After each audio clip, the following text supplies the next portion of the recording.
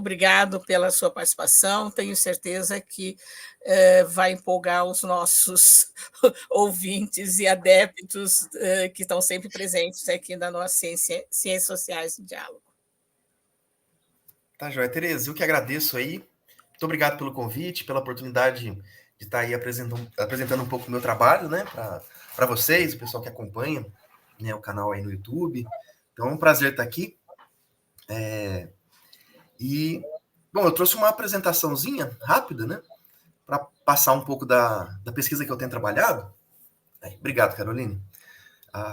Quando a democracia divide o eleitorado, o voto nas eleições presidenciais brasileiras de 2022, né? Esse é um trabalho que eu tenho desenvolvido com o professor Mário Fux, professor da UFMG, agora ele está como um professor colaborador da Unirio, e é um trabalho que vai ser publicado, né? A gente submeteu o trabalho para uma revista, e então logo vai sair o trabalho completo, mas a gente vai dar uma palhinha aí do que a gente está pesquisando, né?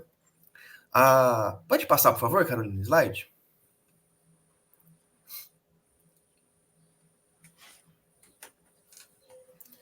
Aqui é uma foto, eu coloquei aqui só para a gente começar a refletir um pouco sobre o tema, né? Esse aqui foi o famoso dia 8 de janeiro de 2023, quando uma série de ativistas, né, a grande maioria de bolsonaristas, invadiu a sede dos três poderes, né? Depredaram ali alguns cartazes pedindo intervenção militar, e o dia 8 de janeiro ele simboliza de alguma forma, e a gente começa discutindo o artigo um pouco isso, né?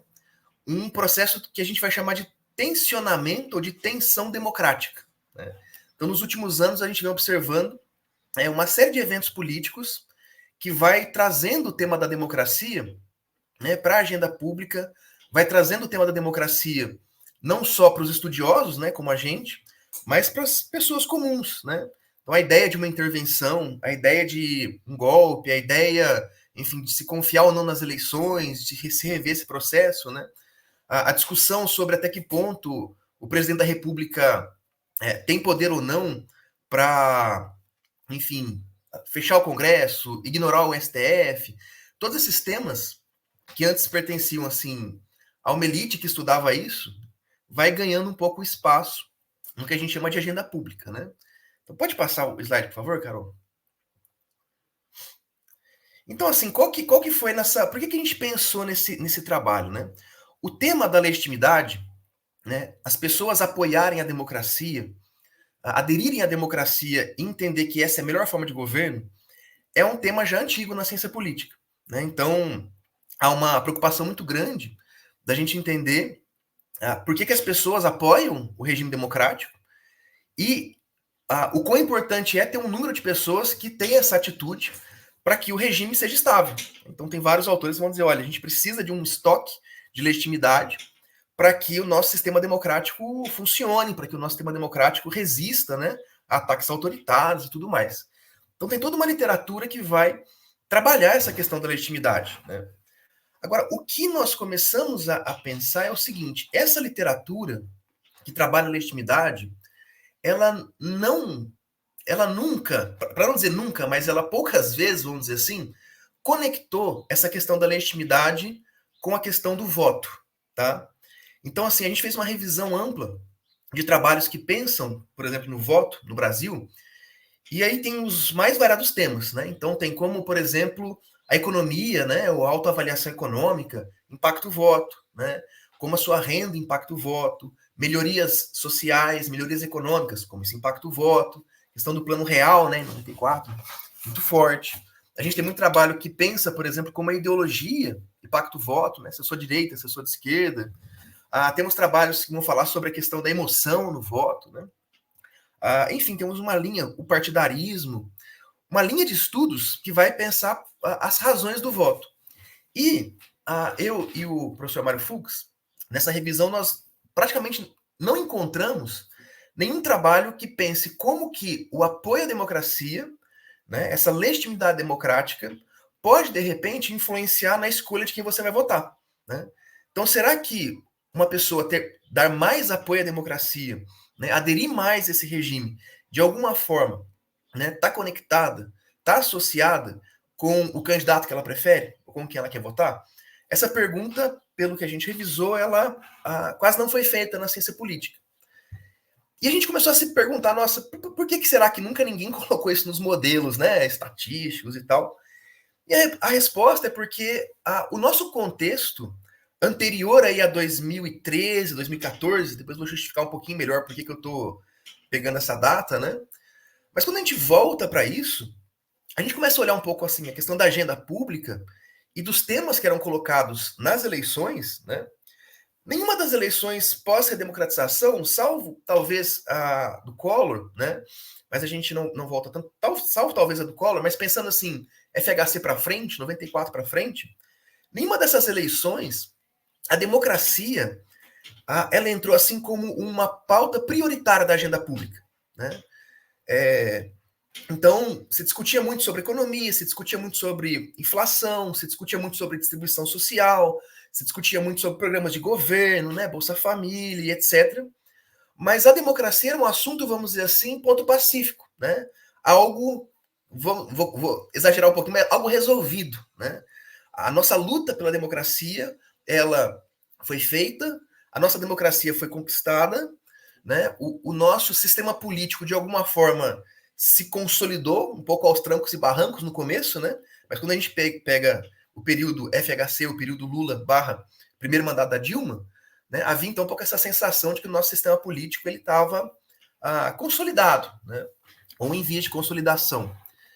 Então, de fato, não fazia muito sentido para os pesquisadores dessa época pensarem o seguinte: olha, a legitimidade é algo que vai impactar o voto, né? Não faz sentido isso. Por exemplo, a pessoa pode escolher entre o Serra e o Lula. Cada um tem uma proposta de governo. Mas, a princípio, né, uma adesão à democracia não era um fator decisivo para a pessoa votar ou se posicionar em relação a um candidato, né? Porque essas lideranças, de alguma forma, tinham ali o seu compromisso firmado com a democracia, embora divergindo em questão de políticas de Estado, política de governo. Então, o que a gente percebe? A partir de 2013, esse é um ponto-chave assim, na ciência política, né? Muita gente agora estudando o que aconteceu com o Brasil depois de 2013. E nós, então, começamos a ler esses livros, esses artigos, falando um pouco sobre o que foi acontecendo, e a gente passou a mapear uma série de eventos, né, que vão, de alguma forma, trazendo de novo o tema da democracia para o centro da agenda pública, como eu falei, né? Então, nós temos em 2013, 2014, as jornadas de junho, né? Embora ainda não seja um evento em que a democracia seja o tema, né, o fato das pessoas irem às ruas, o fato das pessoas agora passarem a protestar, né, a própria política vai ganhando um novo destaque, né? As pessoas agora estão na rua, elas estão clamando ali por menos corrupção, por mais serviços sociais, educação, saúde, segurança, aquela coisa toda, mas o fato das pessoas estarem na rua faz com que as pessoas parem e pensem, olha, a política é feita de uma outra forma, a democracia é feita de uma outra forma, com as pessoas tomando as ruas. Então a gente tem um início aqui de um processo em que a democracia ela vai voltando à agenda, né? Depois de 2015, 2016, a gente tem uma temática, né, que é do impeachment ao golpe. E aqui tem disputas narrativas muito importantes. Então, durante todo o processo da Dilma, você tem um grupo que vai dizer o seguinte: olha, será que o impeachment é algo democrático? Será que o impeachment faz parte da democracia? Né? Ou será que o impeachment é um golpe que está sendo tramado e nós estamos perdendo nossa democracia? Né? E assim, sem entrar no mérito de uma coisa ou outra, né, analisando assim friamente, o que acontece é que essa disputa em torno, olha, do que é democrático, até onde vai o limite, né, uma democracia, que tipo de ação aqui a gente está rompendo com a democracia, ele vai entrando no debate público. Então as pessoas comuns, né, quando as elites estão tensionadas dessa forma, elas passam a observar aquilo, elas passam a opinar em relação àquilo. Elas passam a olhar, olha, tem gente que está dizendo que o impeachment é golpe. Tem gente que acha que o impeachment não é um mecanismo totalmente dentro da democracia, faz parte do jogo, e a gente vai tocando aqui, né? Então, em 2015, 2016, a gente tem essa iniciativa aqui, que tem um ponto importante também, que em 2014, né, o Aécio ele contesta as eleições, ele contesta as urnas. Isso é uma das primeiras vezes que é feito e com repercussão, né? Depois de 2017, 2018, nesse embate, né, impeachment, golpe, vão surgindo aí algumas figuras com destaque para o Jair Bolsonaro. Então, Bolsonaro, que é um político, assim, né? E isso vários autores vão colocar. Tido como de extrema direita, o mais radical à direita, ele vai ganhando uma proeminência e ele deixa de ser um candidato, vamos dizer assim, fraco, né? Aquele tipo de candidato que nas eleições a gente sabe que vai ter um limite ali, e ele passa a evoluir nas pesquisas, ele passa a se tornar alguém de fato ali que representa uma camada da população, e ele passa a ser um candidato sério. Os partidos começam a sondar ele e tudo mais, e ele passa a ser um dos líderes das pesquisas. E um candidato potencial a vencer as eleições, né? E o Bolsonaro, diferente dos presidenciáveis anteriores, dos candidatos anteriores, ele tinha um discurso muito mais, vamos dizer, de questionamento da democracia, né? Então, tem vários vídeos do Bolsonaro em entrevistas passadas em que ele questiona o sistema democrático, em que ele, por exemplo, faz elogios à ditadura militar, né, no próprio impeachment da Dilma. Então, tem uma série de pistas para os eleitores, né, que vão dizer assim, talvez o regime ditatorial não tenha sido tão ruim, né? Talvez o nosso sistema democrático tenha vários problemas, né? E talvez a gente tenha que passar por cima desse regime, né? Então, a gente tem um candidato com potencial de vencer que espalha de alguma forma essa mensagem, né? Temos a Lava Jato, a prisão do Lula, né? A disputa narrativa continua, né? Até que ponto isso é democrático, até que ponto isso está ferindo a democracia, né? E em 2018 a gente tem a eleição do Bolsonaro, né? E em um governo que vai de fato tensionar com os outros poderes, né? Então, o Bolsonaro tem um governo aí que muitos estudiosos que vão analisar as coalizões e tal, ele tem um governo em que ele não vai dialogar tanto com o Congresso, ele entra em vários embates, né? Por exemplo, na época da pandemia, então o Congresso tinha uma medida, ele de alguma forma entrava no embate, queria passar por cima, isso foi se intensificando, o embate ganhou contornos muito com o STF, né? Com o TSE primeiro, o Bolsonaro dando declarações de que, enfim, as eleições foram fraudadas, né? O problema nas urnas e tudo mais. E aí ele entra em embate com o STF. O STF fala, teve aquele episódio do celular, não sei quem lembra, né? Você vai ter que me dar meu celular. Aí o Bolsonaro fala assim, não vou, se quiserem, vem buscar aqui, né? Teve aquele episódio, por exemplo, de um filho do Bolsonaro, que estava numa palestra e falou, para dar um golpe basta 2 soldados aqui, 2 pracinhas aqui para, né? Um dos generais que fazia parte do governo, né, também várias vezes disse o seguinte, olha, se o STF continuar com essa postura intransigente, teremos que tomar uma medida, né? Então, assim, nada muito explícito, obviamente, mas várias mensagens de que o governo poderia agir, né, sustentado ali pelos militares, para frear, vamos dizer, essa intervenção, né, do Congresso e principalmente do Judiciário, né? Pode passar o slide, por favor? E aí, o que a gente então a gente notou essa transformação, mas a gente quis olhar um pouco para os dados, né? Então, uma coisa que a gente fez, a gente pegou todos os editoriais da Folha de São Paulo, e tem uma ferramenta no site que é interessante, ela é aberta aí para quem quiser pesquisar, né?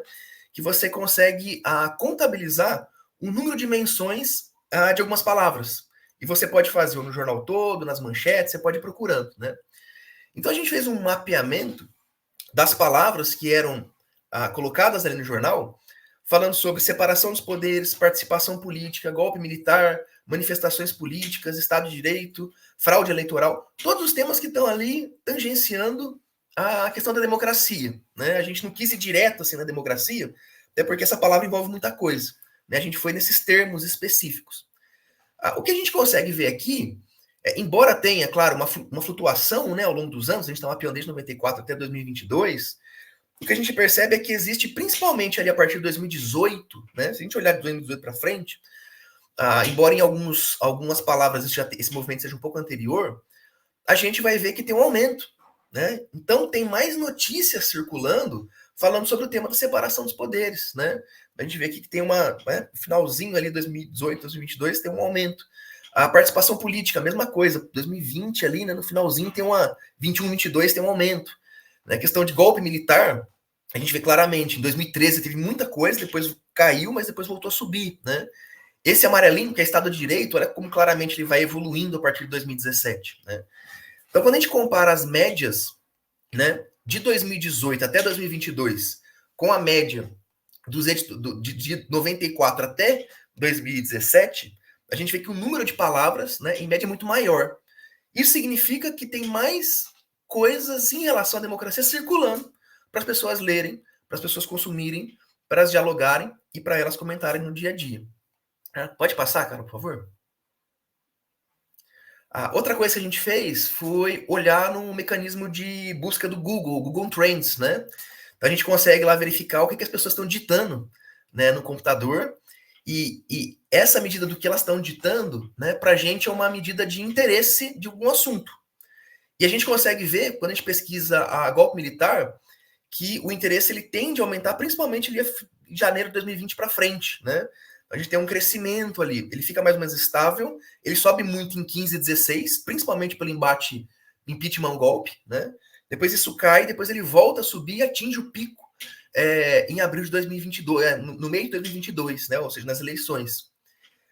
Então a gente está coletando pistas aqui para dizer o seguinte, olha, os temas relacionados à democracia, eles estão circulando, eles estão na agenda pública, algo que as pessoas não discutiam anteriormente, elas estão começando a discutir agora, né?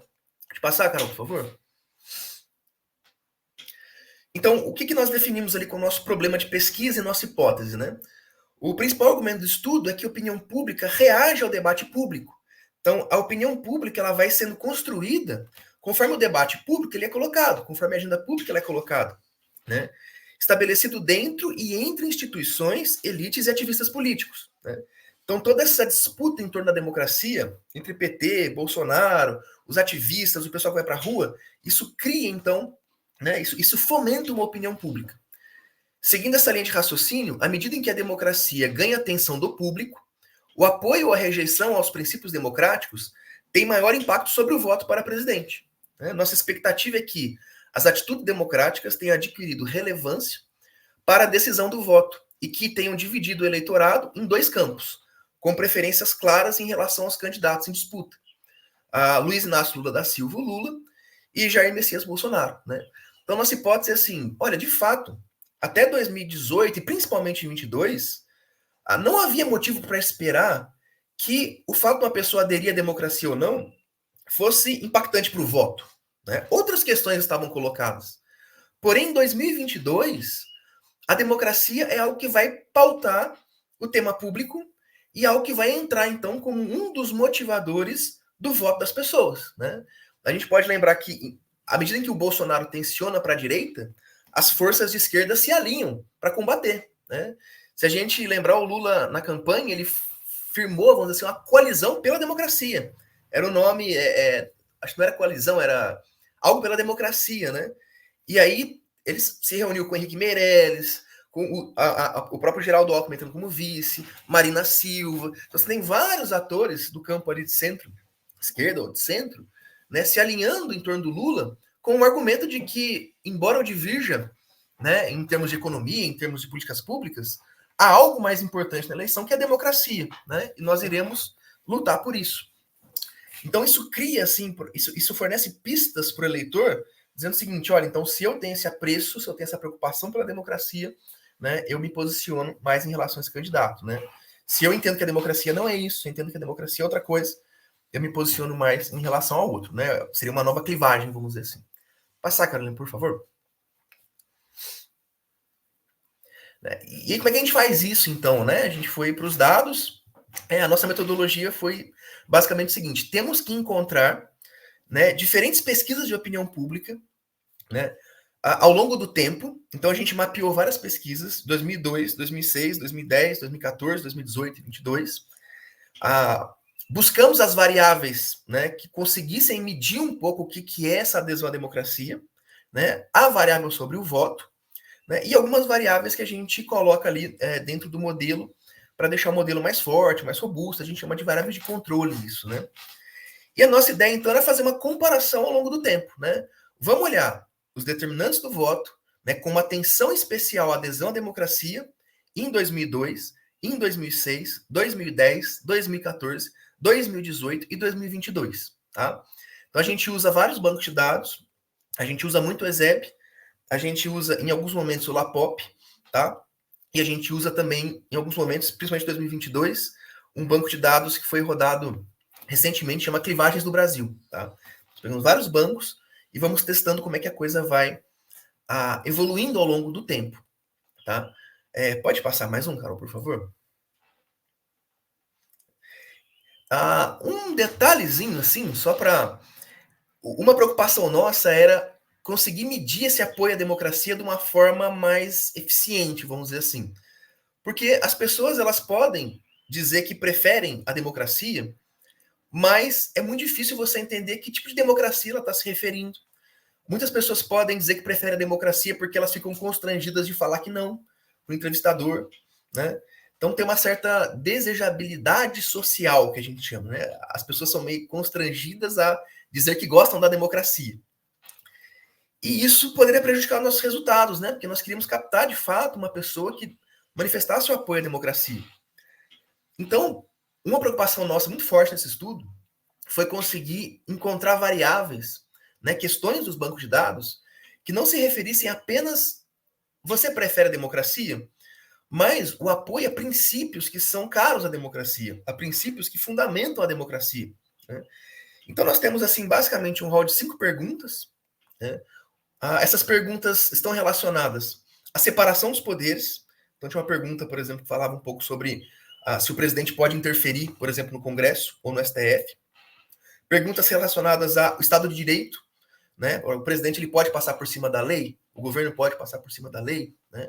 Perguntas relacionadas à participação política, se você concorda que as pessoas têm o direito de ir às ruas, de protestar e etc, né? Questões ligadas ao voto. Então, era uma pergunta que falava para você o que é mais importante, o voto ou um líder forte que resolva todos os problemas, né? Então, nós pegamos esse conjunto de variáveis e nós criamos um indicador que a gente chamou aí de coerência, de coesão democrática, né? Então, essa é uma escala, então é uma escala que vai de 0 a 5.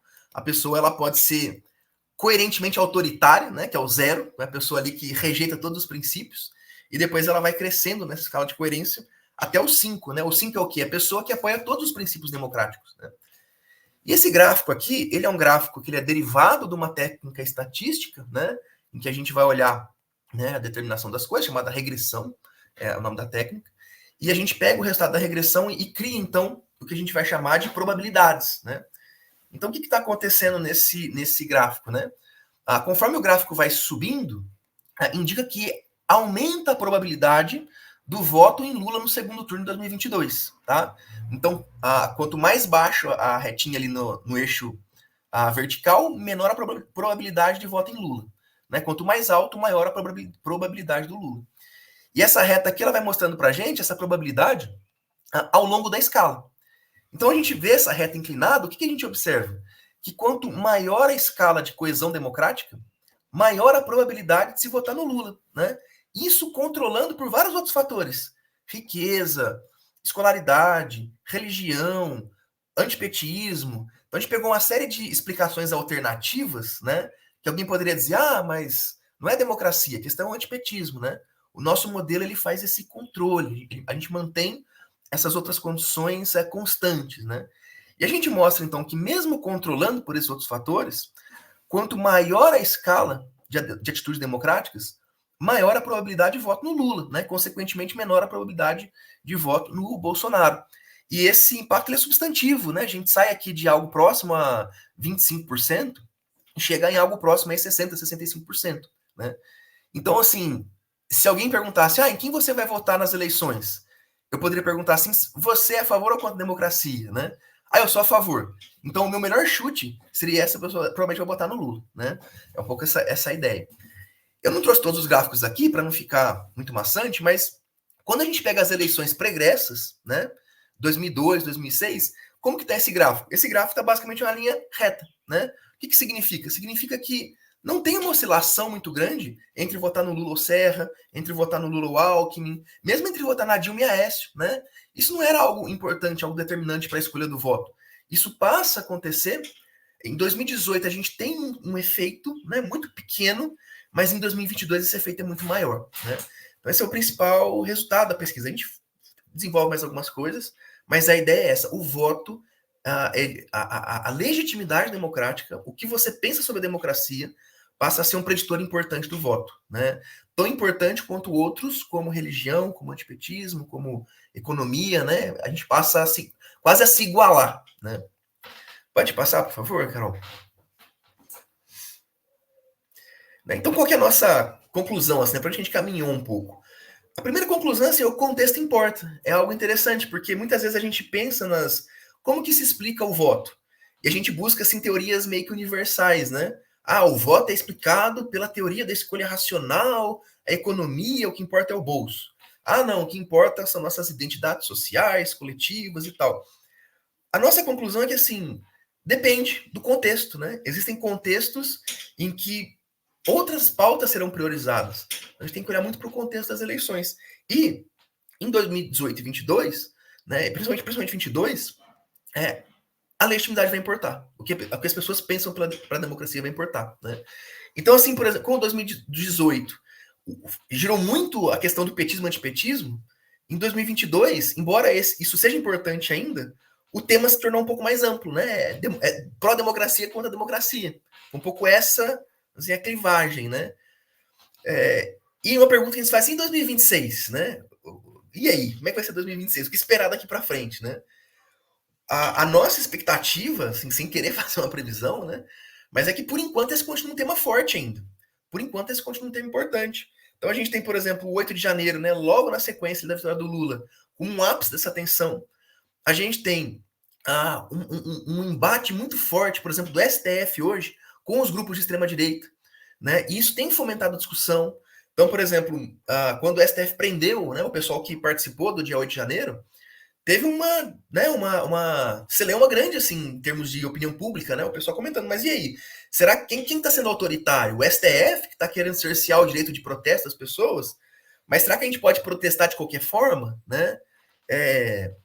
Tem uma questão, assim, que, enfim, não vou entrar nela agora pelo tempo, né? Estou encerrando, mas é a ideia popperiana, né? Devemos tolerar os intolerantes, né? O que fazer com essas pessoas que têm essa postura mais agressiva? Como é que a gente negocia com essas pessoas? Então, na nossa visão, minha do professor e de outros autores, por enquanto a democracia ainda caminha para ser um tema, de repente, importante em 2026, né? É algo que a gente deveria olhar para tentar ali ver como é que vai ser um pouco essa disputa. Então é basicamente isso.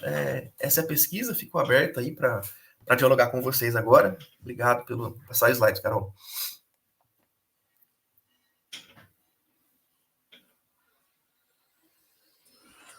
Muito interessante a sua pesquisa, Gabriel. Acho que vocês dão um recorte diferenciado do que a literatura sobre a relação com o voto tinha no Brasil, né, especialmente no Brasil.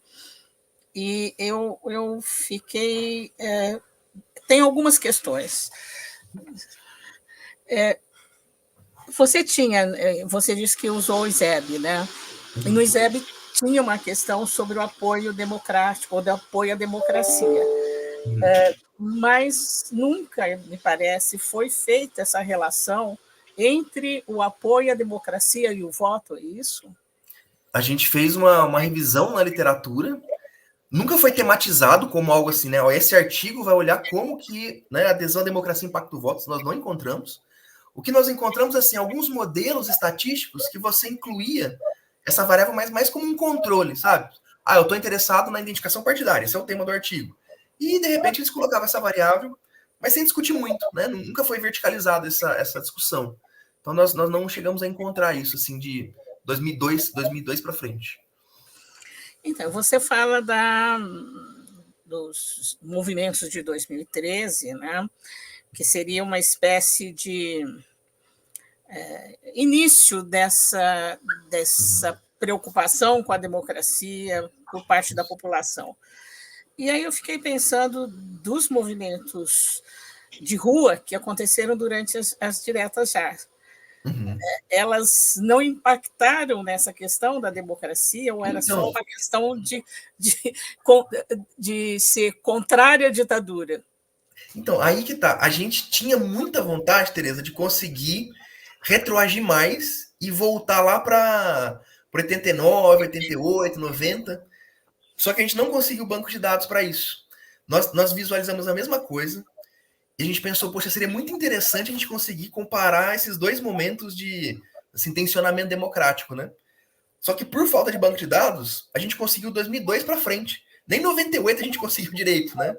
A gente até tem alguns bancos de dados, tem um trabalho tem uma base do José Álvaro Moisés, que é de 86, eu acho, que é um dos primeiros surveys que eu achei, assim, no Brasil Nacional, mas, assim, não tinha as perguntas, tinha outras perguntas, sabe? Era difícil comparar.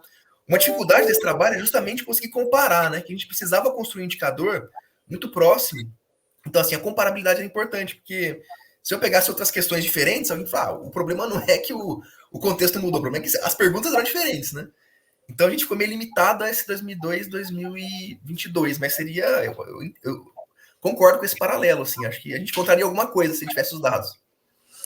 Porque foi um movimento de massa importante, né? A Grande, população foi para exatamente. as ruas, Sim, é uma juventude que os caras pintadas, enfim, você tinha uma mobilização muito grande e, sim. e me parece que tinha presente, eu posso estar enganada, a questão da democracia, mas não era tão claro esse vínculo da democracia com o voto.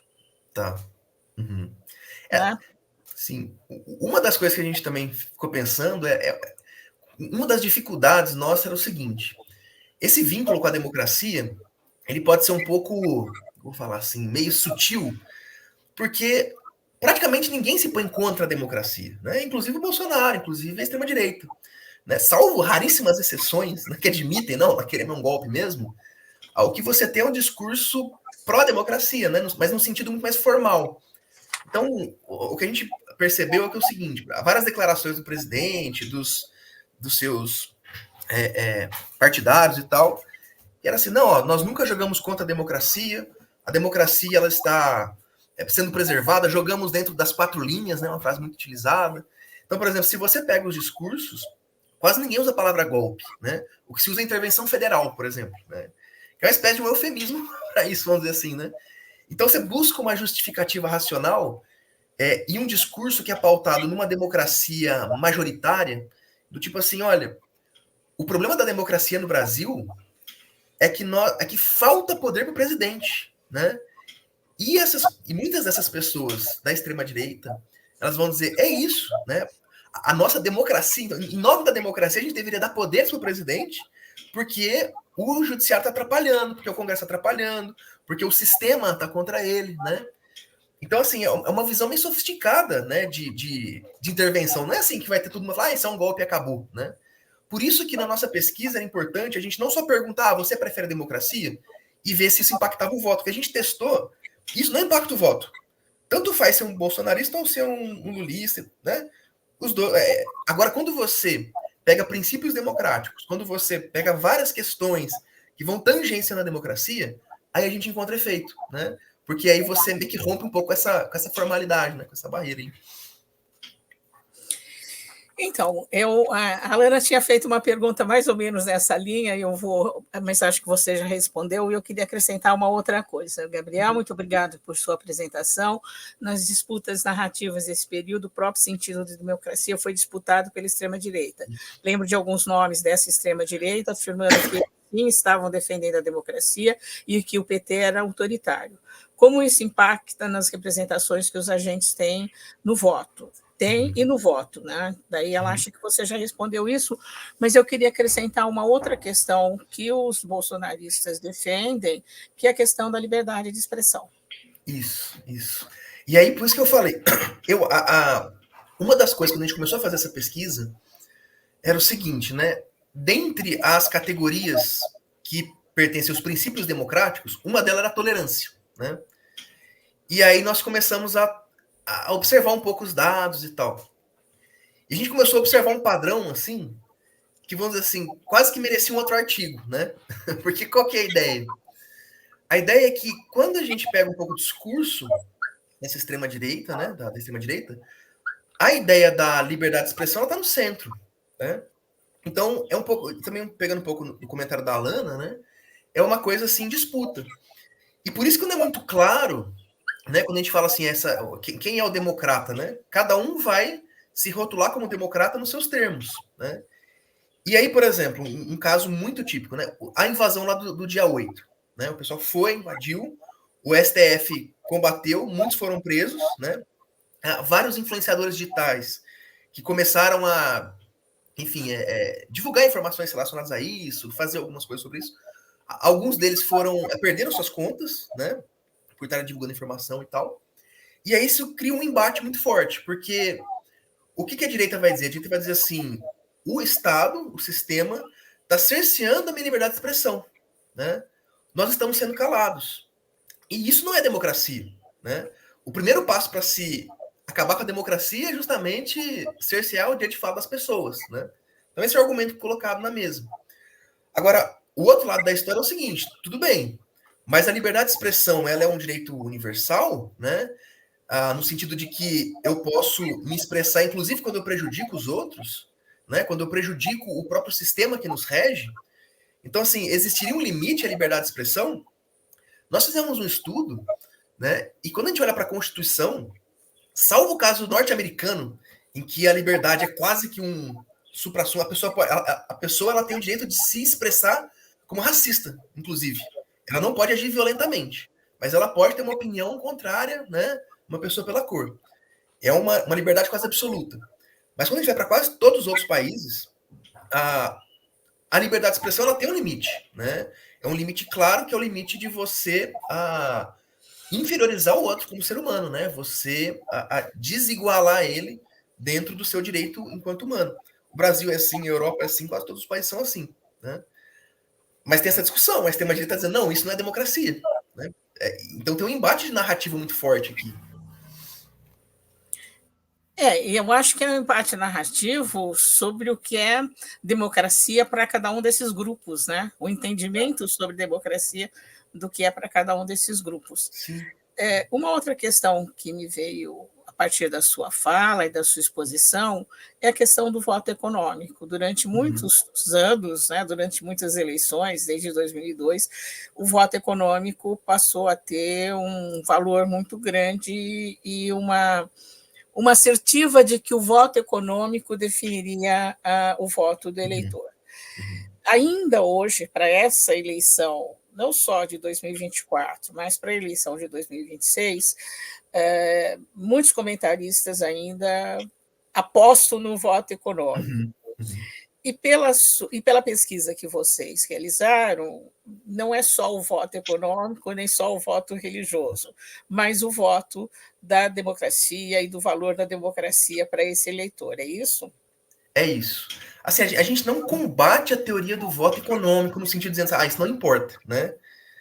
Importa, embora com algumas restrições, né?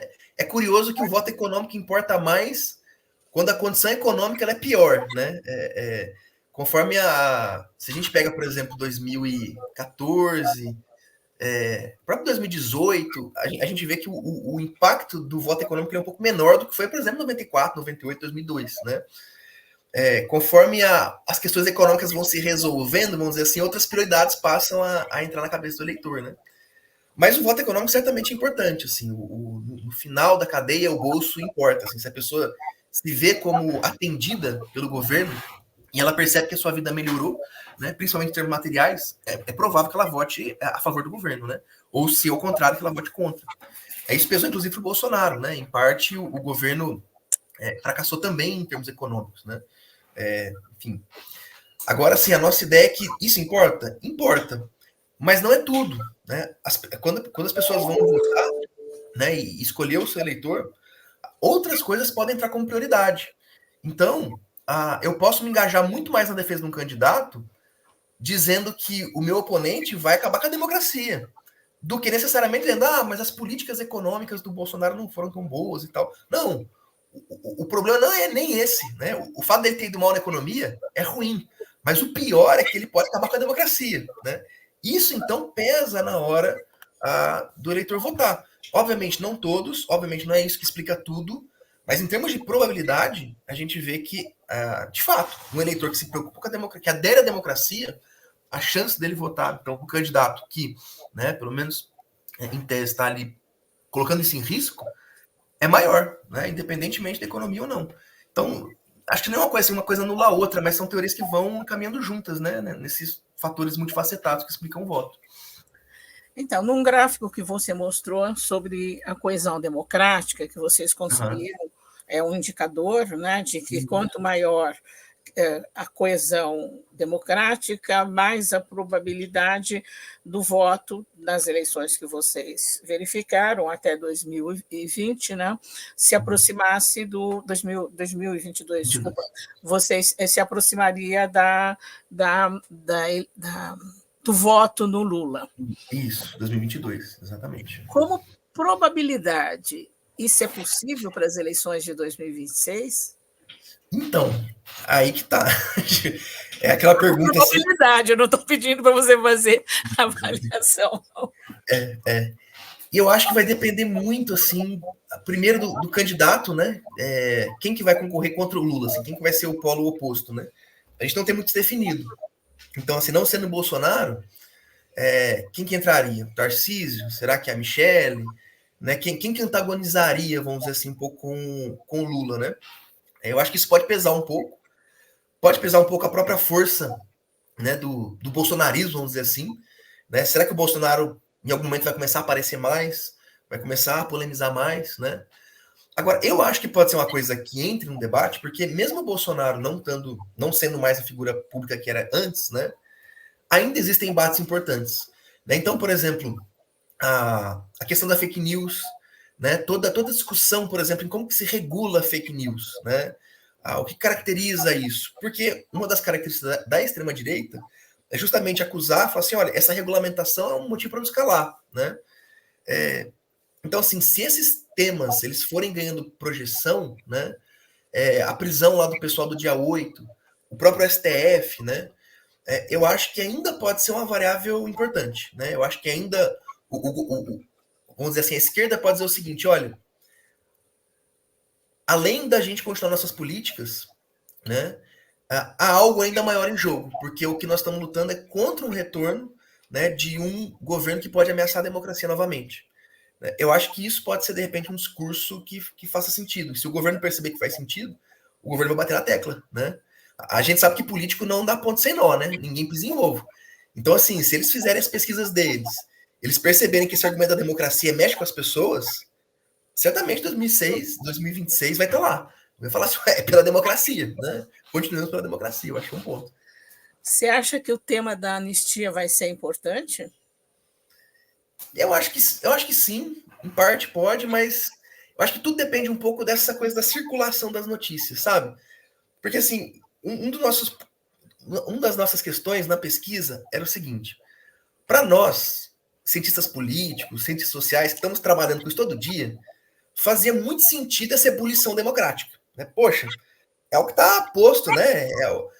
A gente vai nos congressos, todo mundo quer falar disso. Mas a gente falou assim, a gente está trabalhando com opinião pública. Então a gente não pode tomar a nossa opinião como uma opinião pública, né? Por isso que no começo do artigo lá, a gente tem uma preocupação em ver assim, né, que tipo de indicador mostra para a gente que isso ganhou circulação na agenda pública, né?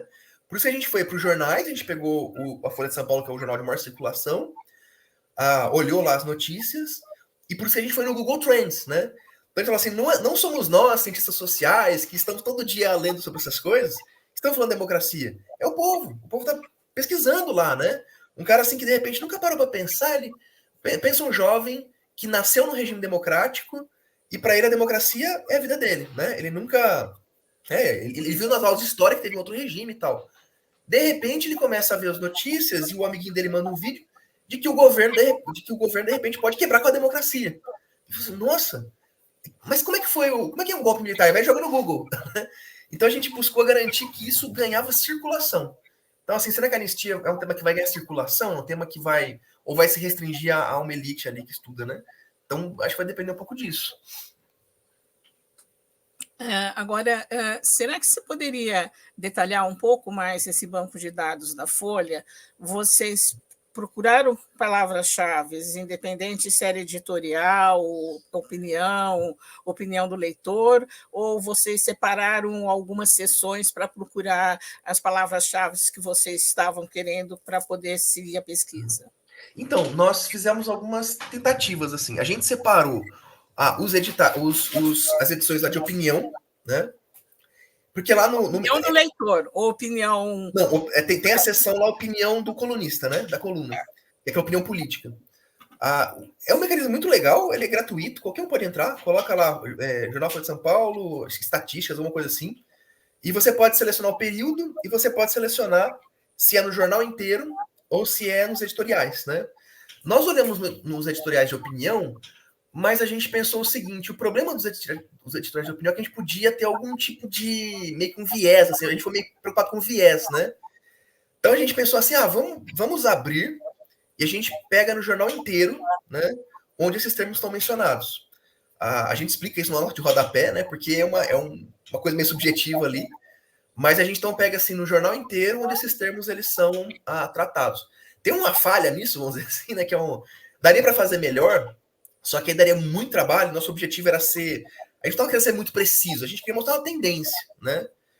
Porque muitas vezes as palavras elas são colocadas num contexto que não necessariamente tem a ver com a democracia no Brasil. Esse era o principal fator. Porque, por exemplo, você tinha assim, na Turquia teve um golpe, na Turquia, assim, não tem nada a ver com o Brasil, né? A gente não conseguiu separar isso. Então tá meio que misturado Brasil e mundo. Isso é um problema. Mas a nossa ideia, assim, prevalece o Brasil, porque geralmente é o que é colocado, né? E a nossa questão é ver uma tendência. A gente não queria, assim, pegar preciso. Então, precisaria de uma mineração de dados, né? precisaria. Assim, se alguém quiser trabalhar com isso forte, né?